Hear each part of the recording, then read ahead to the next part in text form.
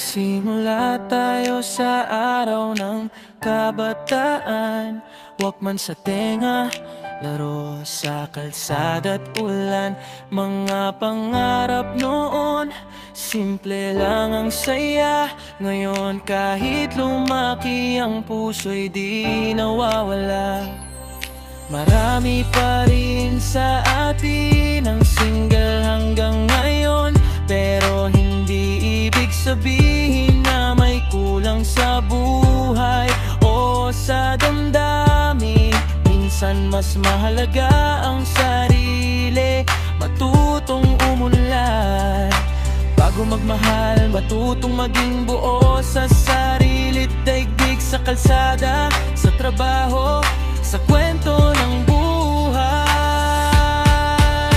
Bawat araw ay laban, bawat hakbang ay tunay. Hindi hadlang ang pagiging single, sa halip ay inspirasyon. Na kahit mag-isa, kaya mong abutin ang pangarap mo't misyon.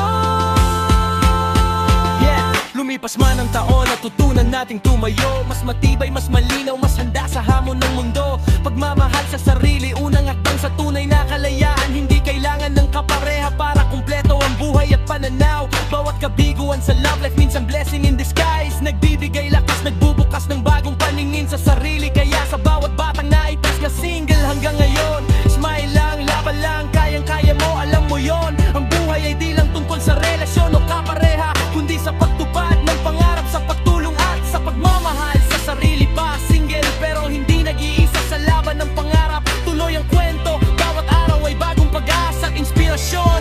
Masturbation and forward. Hanggang ngayon, marami pa rin sa atin ang nag-iisa, pero di hadlang ang solitude, may lakas sa bawat isa.